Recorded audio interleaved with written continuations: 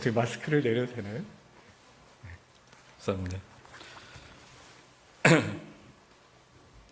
너무 오래간만에 이렇게 뵐 수 있어서 참 반갑고 또 너무 의미 있는 그런 날 우리 이 목사님이나 박 목사님께서 설교를 하셔야 되는데 저한테 또 이렇게 기회를 주셔서 영광이고 이렇게 아까 보니까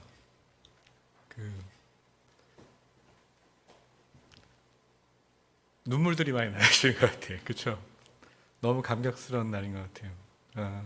제가 새사랑교회 목사라고 하더라도 참 오늘 같은 날 너무 감격스러울 것 같고 성도님들도 좀 그에 못지 않으실 거라 생각합니다. 하나님께서 새로운 공간을 허락하셨다는 것은 또 우리에게 새로운 것들을 맡기시고 또 새로운 일들을 허락하실 것인데 또 중요한 거는 공간 때문이 아니라 사실은 사람 때문에 이런 거잖아요. 그러니까 새로운 사람들이 새로운 피들이 들어올 때 또 저는 누가 저기 들어올 때 항상 이렇게 좀 제가 목회할 때도 하나님이 저 사람 통해서 뭘 이 공동체에 가지고 들어오시나 이렇게 귀를 기울거나 보거든요. 그래서 이 새로운 공간 또 새로운 사람들 통해서 새로운 일을 새사랑교회 그리고 보니까 새사랑이네요. 하실 거라고 저는 그렇게 생각합니다. 이제 저한테 주어진 시간이 한 30분 정도라 그러셨는데요. 최대한 제가 빨리 끝내도록 오늘 하실 일들 또 셀러브레이트 하실 것들이 많으시니까 좀 해보도록 하겠습니다.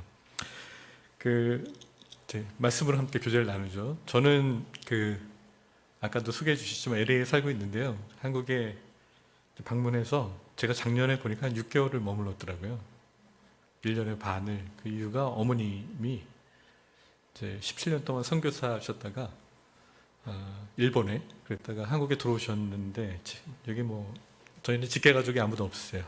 저희 아버님은 하늘나라에 가셨고 동생은 호주에 살고 있고 저는 미국에 살고 있고 어머님은 이제 17년 일본에 사셨으니까 일본 사는 게 영 아니신 거예요. 한국에 돌아와서 나머지 인생을 살고 싶으셔서 돌아오셨는데 돌아오셔서 얼마 안 있어서 치매가 오셨어요.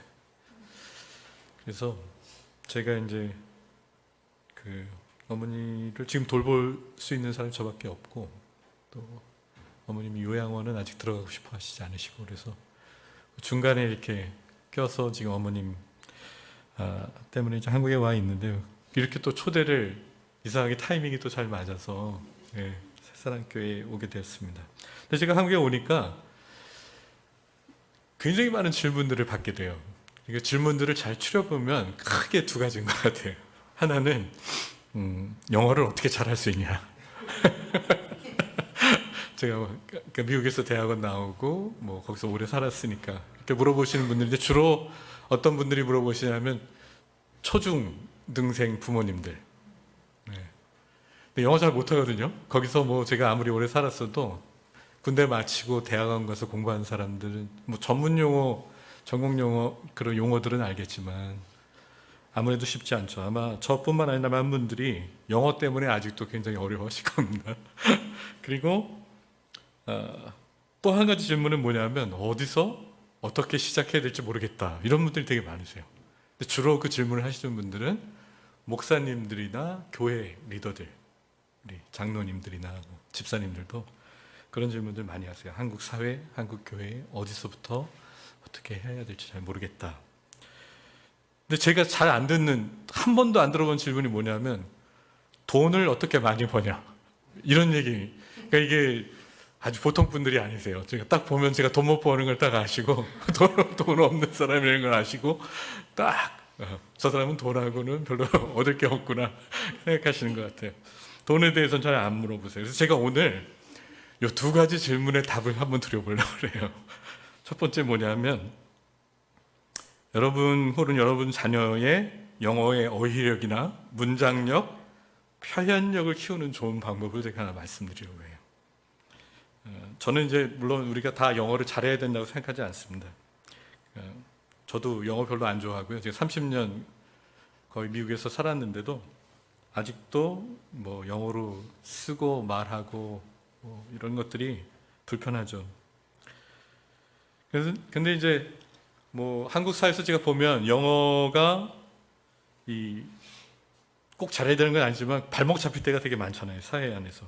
그래서 그런 분들한테, 혹은 자녀들을 그런 거 걱정하시는 분들한테 좀 영어도 어휘도 문장력도 표현력도 좀 늘리고, 그 다음에 사고도 체계적으로 정립할 수 있는, 그리고 넓힐 수 있는 방법을 하나 제가 말씀을 드리려고 하는데, 제가 걱정하는 건 뭐냐면, 제가 오늘 설교를 마친 이후에 이것만 기억하실까 봐 제가 걱정이 되긴 합니다. 근데 그 비법이 뭐냐? 자녀들한테요, 영어 클래식 소설 하나를 정하세요. 그리고 한 20번에서 30번을 그것만 읽히세요. 계속. 그러면 아마 한 3권 정도 끝내실 때 되면 어휘력이 굉장히 많이 늘어나는 거예요. 표현력, 문장력이 많이 늘어나실 거예요. 그리고 또 하나는 뭐냐면, 미국 대통령의 연설들을 한번 들려주세요. 그리고 한번 읽혀보세요. 저는 이제 오바마 대통령 연설 취임 2008년에 그거를 감수하는데요. 대통령들 취임 연설이 중요한 이유가 뭐냐면, 자기가 앞으로 4년 혹은 8년 동안 어떻게 미국이라는 국가를 그리고 방향을 정하고 운영할 건가, 그거를 잘 정리해서 보여주기 때문에 그렇습니다. 물론 그대로 되지 않습니다. 그렇지만 어떤 생각의 체계도 잡히고 좀 정리할 수 있고 정립할 수 있는, 넓힐 수 있는 그런 도구가 될 수 있죠. 오늘 우리가 읽은 본문은 예수의 취임 설교라고 합니다. 예수께서 공적인 사역을 시작하시면서요, 앞으로 자신의 사역이 어떠할 것이라는 비전을 보여주시는 설교라고 할 수 있을 것입니다. 특별히 이 4장 18절부터 19절 말씀은요, Programmatic Verses라고 해요. 그게 뭐냐면, 누가복음 전체가 어떤 방향으로 쓰여질지를 보여주는 프로그램 같은 구절이에요. 그래서 실제로 예수께서 이 단락 이후에 움직이시는 곳이 이 구절이 정해준 방향에 의해서 움직여 가시는 것을 보게 됩니다. 성령께서 예수에게 임하시고, 그 다음에 기름을 부으시고, 그 다음에 보내시는데 가난한 자, 포로된 자, 눈먼 자, 눌린 자들에게 보내신다. 그리고 그들에게 가서 해방과 치유와 자유의 기쁜 소식을 전하게 하신다. 그게 바로 오늘 우리가 읽은 본문의 내용입니다. 이게 보시면 보내신다 그럽니다. 보내신다. 성령이 임하셔서 나를 보내신다. 이 보내신다는 그 구절을 우리가 보면서 누가 보내시냐? 누가 보내신다고요? 이 보면 성령이 보내시는 것 같지만 사실은 이제 아버지께서 보내시는 겁니다. 이거 성령이 임하시고, 그래서 아버지께서 성령을 통해서 예수 그리스도를 보내시는 것이죠. 성부, 성자, 성령이 함께 일하시는 것을 보게 됩니다. 여기 보내심, 보냄받음, 이 주제는요, 성경에서 굉장히 중요한 주제입니다. 성경 전체를 흐르는 주제예요. 구약부터 신약 전체를 보내신다, 보냄을 받는다, 이런 아주 중요한 주제죠. 특별히 요한복음 20장 21절의 말씀을 보면요, 아버지께서 나를 보내신 것 같이 나도 너희를 보낸다. As my father sent me, I send you. 이렇게 나옵니다. 제가 영어로 한 이유는, 여기서 이제 굉장히 중요한 단어 제가 방금 좀 이따 여쭤볼 건데, 이게 아버지께서 나를 보내신 것 같이 나도 너희를 보낸다. 여기가 너희가 누구냐 하면 제자들이죠. 그리고 그들을 사도들이라고 합니다. 그 사도를 영어로 뭐라 그러죠? 아파슬이라고 그러죠. 아파슬. 그 사도적 교회는 이제 아포스톨릭 처치 이랬는데요. 그 아파슬이라는 말이 어디서 나왔냐면 아포스톨릭이라는 말에서 나왔어요. 아포스톨릭. 근데 이게 뭐냐면 보냄받은 자란 뜻입니다. 그러니까 사도들이란 말이 뭐냐면 보냄받은 자들이란 뜻이고요. 사도적 교회가 뭐냐 그러면 보냄받은 교회라는 것입니다. 그래서 교회는 근본적으로 기본적으로 아주 처음부터 보냄을 받게 돼 있어요. 보냄받는다는 뜻은 뭐죠? 자기가 갈 보냄받은 장소가 있다는 얘기예요. 그러니까 모든 교회는 보냄받은 장소가 있습니다. 새사랑교회는 지금 노원구에 보냄받은 거예요. 하나님으로부터. 그래서 모였어요. 그리고 이곳에서 이 지역을 위해서 일하도록 하나님께서 보내셨다는 것입니다. 모든 교회가 그렇습니다. 큰 교회건 작은 교회건 가정교회건 상관없습니다. 모든 교회는 다 하나님 아버지로부터 그리고 예수 그리스도로부터 보냄받은 교회라는 것입니다. 이게 요한복음 20장 21절이 우리에게 주시는 말씀이죠. 근데요, 여기서 가장 중요한 단어가 뭐냐? As my father sent me, 아버지께서 나를 보내신 것 같이 I send you, 나도 너희를 보낸다 했을 때 가장 중요한 단어가 뭐냐 했을 때 존 스토트라는 아주 유명한 성공의 신학자가 계세요. 영국에 돌아가셨는데 그분이 뭐라고 그러셨냐면 가장 중요한 단어는 as다. 한국말로 하면 같이다 이렇게 얘기합니다. 아버지께서 나를 보내신 것 같이 나도 너희를 보낸다 이렇게 얘기하시죠. 왜 같이냐? 하나님 아버지께서 자기 아들 예수 그리스도를 이 땅에 보내신 것과 같이 나도 너희를 노원구로 보낸다. 나도 너희를 세상에 보낸다. 바로 그 내가 지정한 그곳에 너희를 보낸다 이렇게 말씀하시기 때문이죠. 그렇다면 뭘까요? 예수님께서 아버지께 보내심을 받고 온 것이 어떻게 오셨는가를 우리가 봐야 되지 않을까요? 그렇죠? 그래야지 그분과 같이 우리도 보냄을 받겠죠. 예수께서 어떻게 보냄 받으셨나요? 자기가 보냄 받은 곳에 사람들과 함께 살도록 보내. 노원구에 살고 있다면 노원에 있는 사람들과 어떻게 함께 살아갈 것인가를 고민하도록 살아내도록 하나님께서 보내신다는 것이죠. 우리가 자꾸 큰 꿈을 꾸다 보면 저도 젊었을 때 많이 그랬는데 자꾸 전 세계를 자꾸 꿈을 꾸게 돼요.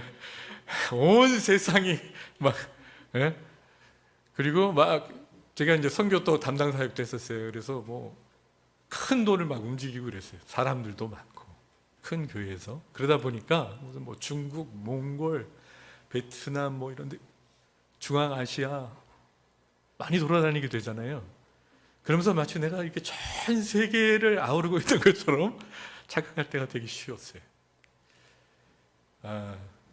그게 나쁜 거 아닙니다. 나쁜 건 아니지만 놓치게 되는 게 뭐냐면 동남아의 선교 여행은 가서 하나님 뜻을 거기서 이룬다고 생각하지만 내 옆에 살고 있는 이웃에 살고 있는 동남아에서 온 사람들한테는 눈이 안 간다는 거죠. 왜냐하면 내가 노원에 뿌리 박혀 있다는 생각을 잘 못하기 때문입니다. 하나님께서 나를 노원에 보내셨다는 생각을 잘 못하기 때문입니다. 우리를 우선적으로 보내신 곳은 노원입니다. 자기가 뿌리 내리고 있는 그 지역이죠. 제가 유학을 할 때요, 저는 이제 유학 생활을 한 4년 반 정도 대학원 다닐 때 했었어요. 근데 그때는 그냥 유학생 신분으로 있었습니다, 미국에서. 그러다 보니까 항상 뭘 생각했냐면 한국에 돌아가면 뭘 할까 생각했어요. 내 옆에 누가 살고 있는지 중요하지 않아요. 나는 학교 가서 공부하고 한국에 돌아가면 되는 거예요. 그러다 보니까 4년 반을 살아도 내 옆에 누가 살고 있는지가 중요하지 않아요. 근데 제가 영주권을 받고 여기 시민권을 받고 미국에 뿌리 내려 살아야 된다는 생각을 하게 되니까 주위 사람들이 보이기 시작하더라고요. 이게 지역이 굉장히 중요합니다. 내가 어디에 뿌리 내리고 있느냐, 내 발을 어디에 두 발을 두고 살고 있느냐를 잘 보셔야 돼요. 물론 이게 우리가 노원만 생각하고 살면 안 됩니다. 우리가 서울이란 도시, 그 다음에 이 경기도, 한국이란 전체를 봐야 되겠죠. 그러면서 전 세계로 넓어가야 되겠죠. 그러나 다시 제가 말씀드리고 싶은 게 그게 나쁜 것이 아니라 이 지역에 뿌리를 내리는 것, 발을 디디는 것이 굉장히 지역성을 갖는 것이 중요하다고 말씀을 드리고 있는 것입니다. 말씀드린 것처럼 이렇게 보냄받은 예수님, 그 예수님께서 누구한테 가시냐 하면 성령이 이끄셔서 어디로 가신다고요? 가난한 자, 포로된 자, 눈먼 자, 눌린 자들에게 간다고 말씀하십니다. 다시 말씀드리면 사회적, 오늘날 말로 사회적 약자들에게 보냄받았다는 것입니다. 예수님이 보냄받은 곳이 어디였냐? 사회적 약자들에게 보냄받으신 거예요. 가난한 자, 포로된 자, 눈먼 자, 눌린 자들입니다.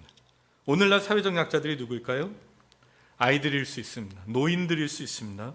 병자들이나 장애인들이나 실업자들, 비숙련자들, 교육의 미수혜자들, 교육 혜택을 많이 받지 못하신 분들, 소수민족들, 이민자들, 수감자들, 한부모들, 피난민들, 노예들, 다양한 그룹들이 사회적인 약자로 우리 시야 바깥에서 가려져 있을 것입니다. 여러분 한번 잘 생각해 보세요. 교도소가 왜 존재하죠? 범죄자들을 교도소에 집어넣음으로써 우리 사회가 깨끗해진다고 생각합니다. 노인들을 요양원이나 복지시설에 집어넣어 버림으로써 이 사회가 젊다고 생각하게 만듭니다. 그렇죠. 우리 눈에서 불편하가 어려운 장애인들을 장애복지시설에 집어넣음으로써 한편 도움을 주는 것 같지만 우리 눈에 장애인들이 크게 눈에 띄지 않도록 함으로써 우리 사회는 장애 사회가 아니라는 생각을 하게 됩니다. 우리 모두가 장애인임에도 불구하고. 그렇죠. 그래서 이런 사람들을 사회적인 약자들이라고 우리가 생각할 때 예수님은 그런 사람들에게 가십니다. 예수님께서 그들에 대해서 컴패션이 있으셨기 때문입니다. 컴패션이란 말 제가 전에 한번 말씀드렸죠. 컴패션이 together이라는 뜻입니다. 함께. 패션이 열정이라는 뜻이 있고 또 다른 뜻은 고통이라는 뜻이 있습니다. 그래서 compassion이 뭐냐면 suffering together, 함께 고통당한다는 뜻입니다. 예수님은 가난한 자, 포로된 자, 눈먼 자, 눌린 자들과 함께 고통받기 위해서 그곳에 가셔서 그게 자기의 미션이라고, 존재 이유라고, 내가 살아가는 이유라고 생각하셨던 것이죠. 그래서 예수님의 왕국을 저보고 한마디로 그 캐릭터를, 그 성격을 규정하려면 저는 Kingdom of Compassion, 컴패션의 왕국이다 이렇게. 컴패션은 한국말로 저는 측은지심이라고, 불쌍히 여기는 마음이라고 그렇게 규정합니다. 함께 고통받는 것입니다. 예수는 가난한 자, 포로된 자, 눈먼 자, 눌린 자들의 고통을 보시고 치킨이 여기는 마음으로 함께 고통을 당하신다는 뜻입니다. 그래서 월터 브루그만이라는 오늘 우리가 읽은 기도문 쓰신 분의 아주 유명한, 세계적으로 유명한 구약학자인데요. 그분은 예수님은 로마 제국이 할 수 없는 일을 하셨다. 그것은 뭐냐? 고통받는 사회적 약자들과 함께 하신다는 거예요. 그런데 제국으로 갈수록, 커질수록 자꾸 그런 사람들은 눈에서 지워지게 되고 가려지게 됩니다. 사역이 커지고 사람들이 많아지고 경제적으로 풍성해지고 내 삶의 자리가, 클래스가 올라갈수록 자꾸 가난하고 포로되고 눈멀고 눌린 사회적 약자들은 보이지 않게 된다는 것이죠. 제가 저희 집에 키친 부엌에 이런 클로젯이 있어요. 문을 열면 거기에 이제 여러 가지 것들이 이렇게 들어가 있어요. 그래서 제가 이렇게 문을 열고 어느 날 뭐 찾고 있었는데 못 찾겠더라고요. 도저히. 거기서. 근데 제 아내한테 그거 어딨어? 그러니까 와갖고 저 밑에서 뭘 찾아내더라고요. 그러니까 나는 서서 이렇게 보니까 저 밑을 봐도 내가 안다고 생각하는 게, 밑에가 보인다고. 이렇게 보이는데 앞에만 보이죠? 근데 내 무릎을 낮춰서 무릎을 꿇고 그 속에 보면 사실은 그 속에 들어가 있는 거죠. 우리가 사회적 약자들을 내가 옛날에 돈이 없어서 고생했다 할지라도 내 삶의 자리가 올라와 있으면 보이지 않습니다. 내가 안다고 생각하지만 사실은 그 사람들이 지금 어떤 삶을 살고 있는지가 보이지 않는 것이죠. 그래서 내 삶의 자리가 너무 중요합니다. 여기서 간다는 말이 그래서 중요한 거예요. 그곳에 가서 무릎을 꿇고 몸을 낮추고 그 사람들이 어떤 삶 가운데 들어가 있는가를 볼 때에야 보이는 겁니다. 정치가들이 자기네들이 어렸을 때 고생했다는 말 많이 해요. 그래갖고 책을 쓸 때 내가 이렇게 고생했지만 이제 자수성가해서 여기까지 올라와 있다는 얘기 많이 합니다. 성공 스토리로. 그래서 마치 가난한 사람들이 어떻게 사는지를 알고 있는 것 같이 얘기합니다. 그러나 정치인이 된 다음에 실제로 자기 삶의 자리를 낮추지 않는 이상 그 사람들이 어떻게 사회적 약자로 고통 가운데 살고 있는지를 보이지 않는다는 것입니다. 교회도 마찬가지입니다. 교회가 처음 한국교회 시작했을 때는 굉장히 어려운 사람들이 많이 왔습니다. 제가 어렸을 때만 해도 그랬습니다. 금요기도에 가면은 그렇게 우는 사람들이 많아요. 가만히 들어보면 어떤 사람들이 다 망하거나 어렵거나 병들거나 병 고쳐달라, 그런 사람들이 너무너무 많았어요. 그런데 교회가 이제는 벤츠를 타고 다녀야 되고 BMW를 타고 다녀야 되고 구찌를 갖고 다녀야 되고 좋은 옷을 입고 우리 모두가 멀쩡한 사람처럼 가서 자리에 앉아 있어야 하는 그런 자리가 됐을 때에는 주위에 있는 사회적 약자들이 눈에 보이지 않게 된다는 것입니다. 성서는 이러한 사회적 약자들을 환대할 수 있는 제도적 장치를 우리한테 알려줍니다. 그게 바로 신년과 안식년인데요. 예수님께서 오늘 구절에 나옵니다. 뭐라고 말씀하시냐면 기름을 부으시고, 이게 이사야서에 나오는 말씀인데 쭉 말씀하신 다음에 뭐라고 하시죠? 주의 은혜의 해를 전파하게 하십니다. 여기 이 은혜의 해가 사실은 신년을 말하는 겁니다. 신년이 뭔가요? 여러분들 잘 아시죠? 신년은 50년마다 한 번씩 돌아오는 유대인의 아주 중요한 사회적 시스템입니다. 노예로 삼았던 자들을 풀어주고요, 땅도 원래 주인에게 다 돌려줍니다. 그리고 쉬게 하고, 그게 이제 신년이라고 50년마다 하는 주빌리라고 하는데요. 이 신년이라는 것은 사실은 신년, 안식년, 이것은 아주 이 성경 전체를 흐르는 굉장히 중요한 주제입니다. 창세기 1장 보시면요, 창조의 절정이 어디라고 생각하세요? 제가 그런 설교 많이 들었는데 창세기 1장의 창조의 절정은 인간의 창조다, 이렇게 말씀하시는 설교 많이 들었어요. 근데 사실 가만히 보면 인간을 창조하고 하나님께서 쉬시면서 인간과 자기가 만드신 피조물 세계를 만끽하는 그것이 바로 창조의 절정인 것이에요. 다시 말하면 안식이 창조의 절정입니다. 인간 창조가 아닙니다. 그건 인간 중심으로 성경을 보기 때문에. 창조의 절정은 하나님께서 창조를 마치시고 너무 기쁘게 인간과 자기의 피조물들을 보시고 만끽하시는 것, 바로 그 안식이라는 것이죠. 창세기 1장에는 월요일이 없습니다. 안식일로 끝이 나요. 그렇죠? 다시 일터로 돌아가는 게 아니라 하나님과 함께 그분의 창조를 누리는 것이 바로 창세기 1장의 창조의 목적이었습니다. 근데 우리는 그 하나님의 말씀에 불순종함으로 그러한 영혼과 영혼 사이에 살고 있기 때문에 그 안식을 가끔씩 밖에 맛볼 수가 없는 것이죠. 그래서 고용주나 고용인, 노예, 가축, 땅 모두한테 매주마다 하나님의 구원 계획과 피조물들의 평화를 공동으로 기억시켜주기 위해서 만든 것이 안식일이라는 것입니다. 그래서 안식일날 뭐 하지 마라, 이게 목적이 아니라 하나님이 만드신 이 세계, 아름다운 인간들을 우리가 만끽하자라는 것을 공동으로 기억하자 하기 위해서 안식일이라는 것을 만든 것이죠. 출애굽기에 가서도 안식일을 거룩하게 지키라는 사계명이 나옵니다. 근데요, 이 출애굽기는 노예에서 탈출했다, 해방됐다, 출애굽기의 핵심이 그거다, 이렇게 생각하기가 사실 되게 쉬운데, 그것도 제가 돌이키자면 애굽에서 나온 것이 목표가 아니라, 그렇죠?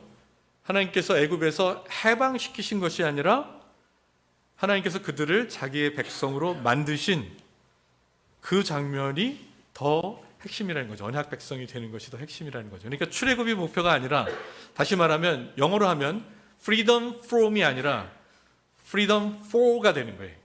몸으로부터 자유롭게 된 것이 중요하지만 핵심이 아니라 무엇을 위해서 자유롭게 되었냐, 그 이유는 하나님의 백성이 되기 위해서 불러내어 자유롭게 하셨다는 것이죠. 그게 이제 출애굽이죠.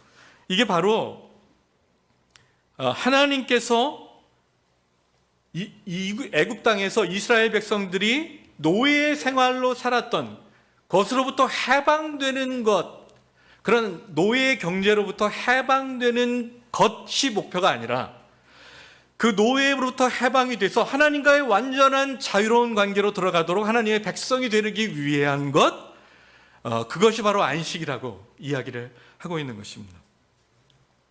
노예 경제가 아니라 안식 경제로 자유인이 되도록 불러내셨다는 것, 그게 바로 창조의 절정이고 바로 그 율법이 시작되는 출애굽의 시작과 끝이 바로 그거랍니다. 안식이 그렇게 중요하다는 것이죠. 이 안식은 단지 하루가 아니라 1년 내내를 얘기하는 겁니다. 매 7째 해마다 다시 반복이 되죠. 그걸 우리가 안식년이라고 부르는 겁니다. 그리고 안식년이 7번이 또 지나고 나면 이 안식의 절정인 희년이 오는 겁니다. 여러분들이 아마 이런 이야기들은 다 잘 알고 계실 것입니다. 이런 자유와 휴식과 해방과 이런 것들은 단순히 한 1년으로 끝나는 것이 아니라 매 7년마다, 그리고 그것이 7번 돌아서 50년마다 일어나도록 시스템으로 만들어 놓은 겁니다. 사회가 그렇게 움직이도록, 안식과 희년에 의해서 움직이도록 시스템을 만들어 놓았다는 것이죠. 저는 이런 희년이 하나의 제도화된 은혜로서 죄와 탐욕에 대해 구조적으로 저항한다고 저는 볼 수 있다고 생각합니다. 제가 이 말씀 드리는 이유는 뭐냐면요, 제가 옛날에 잠깐 말씀드린 적이 있는데 외국인 노동자 사역을 했었어요. 20년 전에. 그렇습니다. 20여 년 전에. 근데 그때는 지금보다 훨씬 더 외국인 노동자들의 상황이 열악했었어요. 그런데 제가 사역하던 교회는 의사가 한 50명 됐어요. 간호사들도 굉장히 많고 약사들도 많고, 그래서 이분들이 의료 혜택을 받을 수가 없기 때문에 의료 진료를 공짜로 해주기도 하고, 머리도 잘라주고, 한국어도 가르치고, 빵도 음식도 대접하고 이랬습니다. 근데 그렇게 이제 막 우리가 도와줬는데, 제가 어느 날 이 사람들이 사는 곳을 가봤어요. 이 사람들 교회를 왔기 때문에 이제 거기서 관계를 많이 맺고, 아니면 축구장에서 축구하고, 바베큐 거먹고, 그래서 이 사람들이 사는 곳을 가본 적이 없었던 거예요. 근데 어느 날 그 사람들이 사는 곳을 가보게 됐는데, 방 3개에 20명이 사는데, 동남아에서 온 분들이죠. 주로 필리핀 사람들. 20명이 살고 있는데, 곰팡이, 쥐, 너무 열악한 곳에서 방 3개에 20명이 껴들어서 살고 있더라고요. 노동시간이 거의 하루에 20시간 정도. 제가 그때 깨달은 게 뭐냐면, 제가 아무리 개인적으로 이 사람들을 도와준다고 하더라도 곰팡이가 가득 펴있는 그 방 3칸짜리에 20명이 몰려 살고 있는 그 자리를 벗어날 수 있도록 하기 어렵다는 거예요. 알게 된 거예요. 내가 이웃을 사랑한다면 그 사람들 내 이웃이고, 법과 제도와 정치와 경제 시스템과 문화를 바꿔가지 않으면 그게 밑빠진 독에 물 붓다가 가는 것이라는 걸 깨닫게. 물론 아주 험한 일은 아닙니다.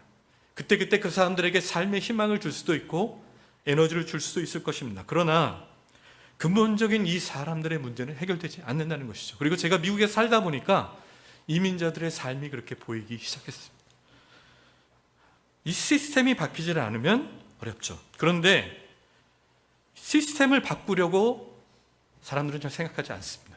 너무 크기 때문이죠. 그리고 특별히 복음주의 신앙을 가지면 개인 경건이 중요하기 때문에 사회 시스템을 바꿔야 되는 생각을 하기 굉장히 어렵게 된다는 것이죠. 그런데요, 여러분, 사회 시스템은 누가 만들죠? 누구에 의해서 유지되죠? 주로 돈이 많고 권력이 많은 자들, 그런 사람들을 위해서 시스템은 움직이게 되어 있습니다. 누가 했든 그래요. 그 사람이 특별히 더 나빠서라기보다 그 시스템에 의해서 길들여지고 그 시스템의 혜택을 받는 사람들은 그걸 그대로 유지하길 원합니다. 근데 그리스도께서 오셔서 지금 뭐라고 그러시냐 하면, 가난하고 포로되고 눈멀고 눌린 자들에게 너희들이 새롭게 살 수 있는 새로운 사회, 새로운 질서, 새로운 왕국, 그것을 내가 지금 너희에게 가지고 들어온다, 이렇게 말씀하고 계시는 것입니다. 그러니 권력과 돈을 가진 사람들이 얼마나 불편하겠어요. 내가 지금 익숙해 있고 나에게 부와 권력을 보장해주고 있는 이 시스템을 이 사람이 와서 건드리기 시작하기 때문이죠. 여러분, 이렇게 빨갱인가요? 그렇지 않습니다. 예수님이 빨갱이신가요? 그렇지 않아요. 예수님은 이 사회를 누구보다 잘 아시는 분입니다. 돈과 권력을 가진 사람들을 통해 가난하고 포로되고 눈멀고 눌린 사회적 약자들이 어려운 가운데 살 수밖에 없다는 것을 잘 알고 계시는 거예요. 그래서 시스템을 건드리십니다. 그래서 십자가에 달려 돌아가시는 거예요. 물론 우리 죄를 위해 돌아가시지만 그 죄가 모여 이루어낸 강력한 시스템인 그 시스템을 건드리기 시작하니까 유대인의 왕이라는 이름으로 정치범들이 당하는 십자가의 처형을 당해서 죽으십니다. 그 예수님께서 오늘 우리를 보내십니다. 누구에게요? 가난하고 포로되고 눈멀고 눌린 사회적 약자들에게 보내시는 것이죠.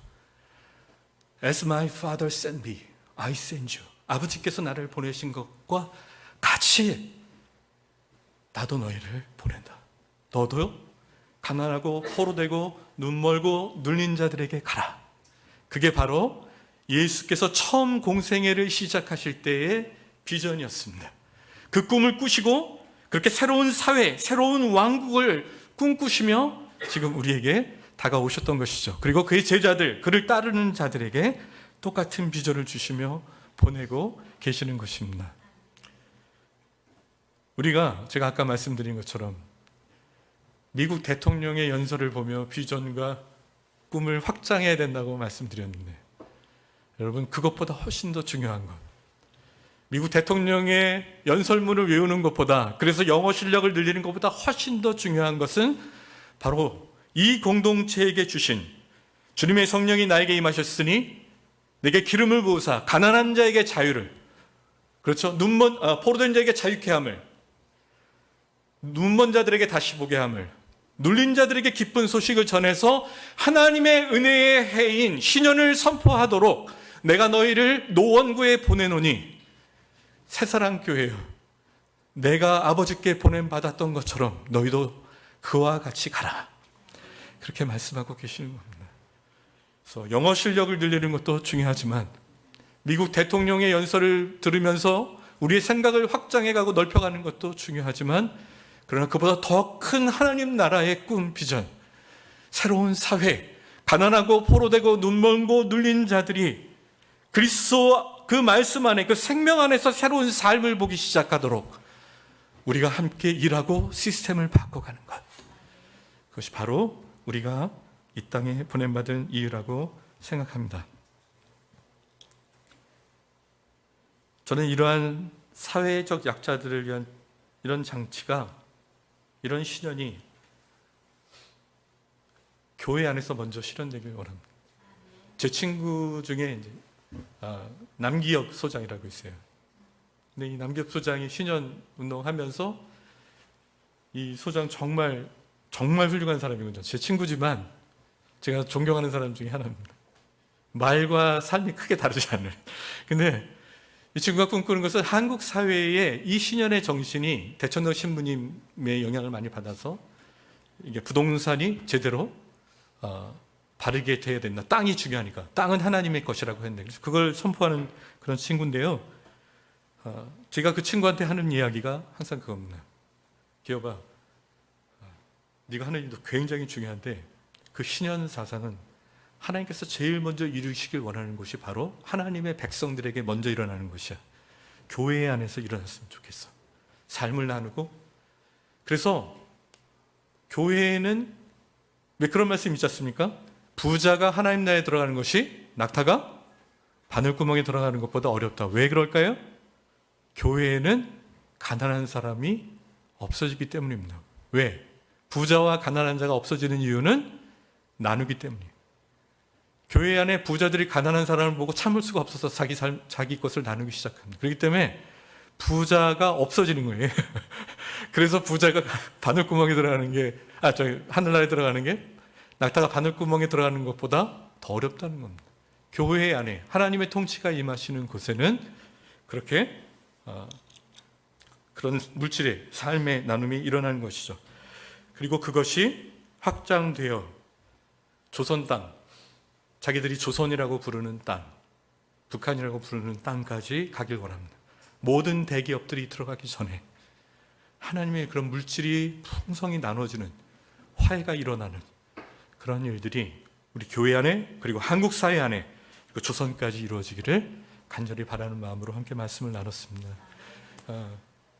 오늘 굉장히 기쁜 날이고 좋은 날이고, 어쩌면 더 구체적인 얘기들이 나왔으면 좋았겠지만, 제가 할 수 있는 제 안에서 여러분들에게 드릴 수 있는 가장 큰 축복의 말씀으로 이 말씀을 나눴습니다. 들어주셔서 감사합니다. 제가 기도하겠습니다. 하나님, 새사랑교회, 너무 귀한 교회 주님께서 이 땅에 세우셨습니다. 특별히 노원 지역에 머무르게 하신 주님의 특별하신 이유가 있으리라고 믿습니다. 하나님, 예수께서 아버지로부터 보냄을 받으신, 그리고 그 보냄받은 곳이 가난하고 포로되고 눈멀고 눌린 자들인 사회적 약자들이었던 것처럼 오늘 아버지와 또 아들을 통해 보냄받은 우리 교회가 그렇게 가난하고 포로되고 눈멀고 눌린 사회적 약자들을 향해 그렇게 그들의 삶을 이해하고 함께 살아내고 그들과 함께 컴패션, 고통받는 그러한 교회로 더 자라갈 수 있도록 주님 축복하여 주시옵소서. 하나님, 이 새로운 건물 통해 새롭게 오는 사람들이 바로 그러한 사람들이 되게 하여 주십시오. 가난하고 포로되고 눈멀고 눌린 자들이, 사회적 약자들이 다른 누구보다도 먼저 이 새로운 것을 채워갈 수 있도록 축복하여 주시옵소서. 예수님 이름으로 기도합니다. 아멘.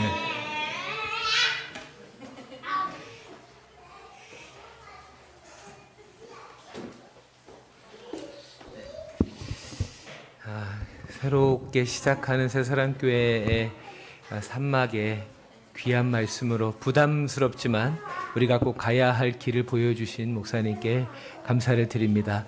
네, 우리 지금부터는 우리 어린이부 교사 이침식과 그리고 박하늘 어린이 유치부 졸업식을 같이 진행하도록 하겠습니다. 우리 반주해 주시고요. 우리 유채옥 선생님 오시기 전까지